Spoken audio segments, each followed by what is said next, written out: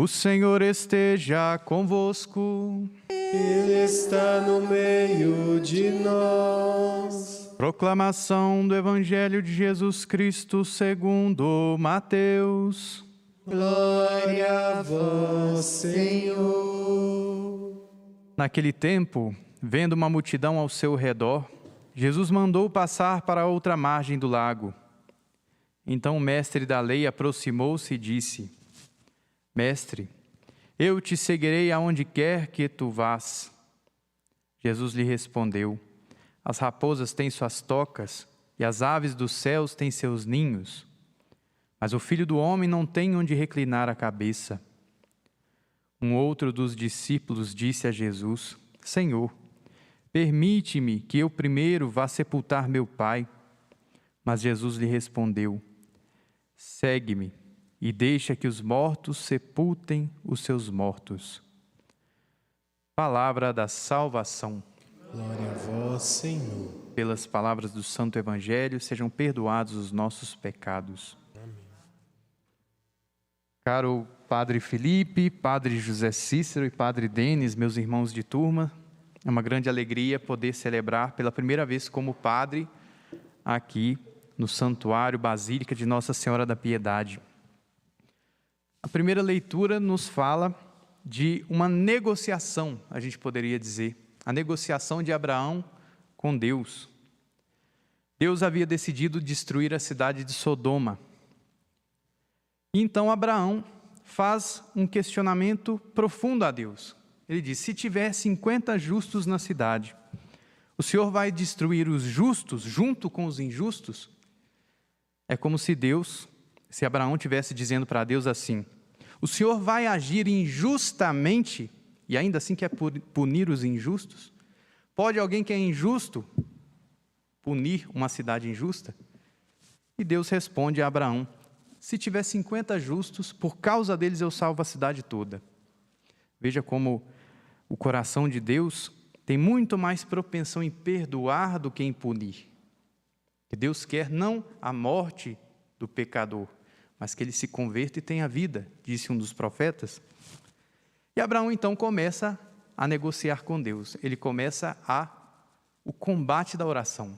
Às vezes nas Sagradas Escrituras a oração é descrita como um combate, como uma luta.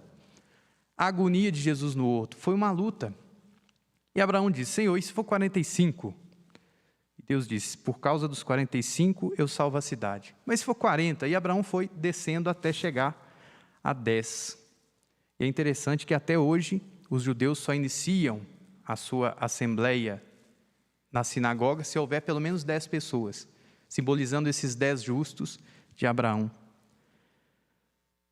E trazendo para os nossos dias, em muitas famílias que nós atendemos nesse tempo aí que nós somos padres, a gente encontra mães desesperadas dizendo: ah, padre, o meu filho ele está nas drogas, ou então o meu marido está no mau caminho, tem tanta gente na minha família que precisa se converter, que está em falsas religiões, que está no ateísmo.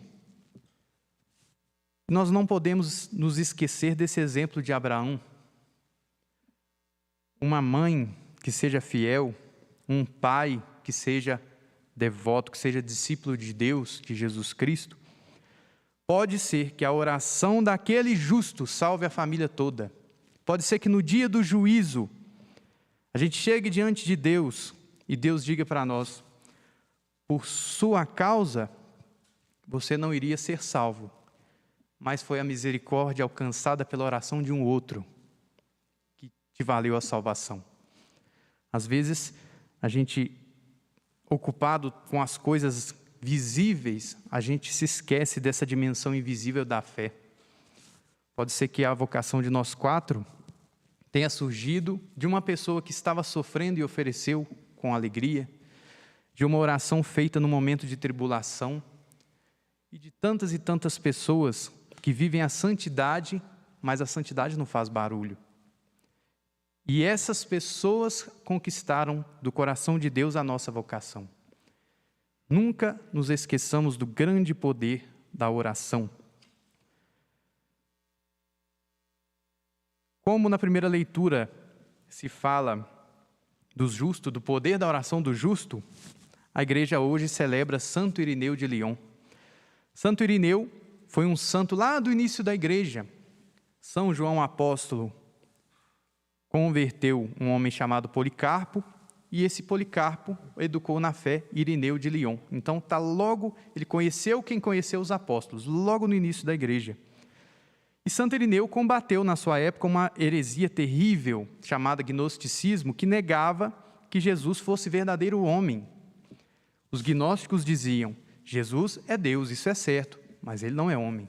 Então Maria não é mãe de Deus, porque aquele que nasceu dela não é verdadeiro homem.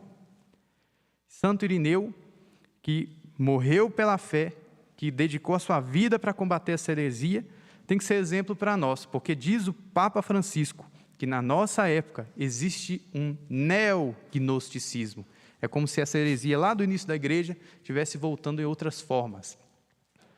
E o Papa dá como exemplo dessa nova maneira do gnosticismo a gente separar o conteúdo daquilo que a gente crê daquilo que a gente vive. Eu que estou como vigário no santuário de Santo Antônio, lá em Sabará, Santo Antônio tem uma frase para explicar isso. O mundo está cheio de palavras e vazio de obras, portanto, calem-se as palavras e falem as obras. Existe na nossa sociedade muitos nossos irmãos e irmãs, e pode ser uma tentação para nós, é por isso que a gente tem que ter cuidado com esse tipo de coisa, que tem ali certinho, eu creio isso, isso e aquilo, sabe todas as coisas assim de cabeça, tem muito conhecimento, da onde vem a palavra gnóstico, gnose é conhecer, sabe aquilo que tem que fazer, mas não vive. É uma separação entre aquilo que diz e aquilo que faz. Uma outra tentação desse neognosticismo, afirma o Papa Francisco, é aquele que, para Deus, tudo, e para o próximo, nada. Separa a dimensão da nossa fé, que ama a Deus sobre todas as coisas, separando aquela outra parte do mandamento que diz, amai o próximo como a si mesmo.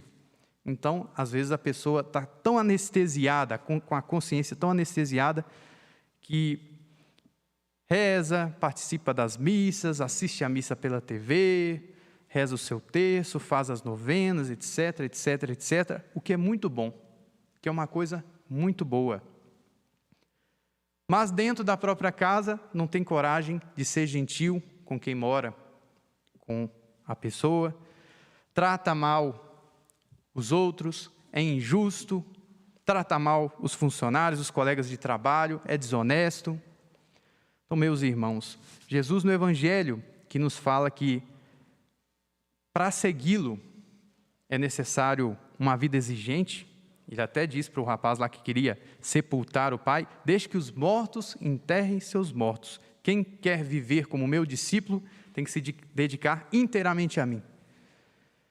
Que esse alerta do Papa contra o neognosticismo, essa nova maneira de perverter a fé, que já foi combatida por Santo Irineu, e tomando consciência desses erros, a gente possa fazer um exame de consciência e procurar seguir a Jesus Cristo com um coração puro, amando a Deus e ao próximo, que é nosso irmão. Louvado seja nosso Senhor Jesus Cristo. Para sempre seja louvado.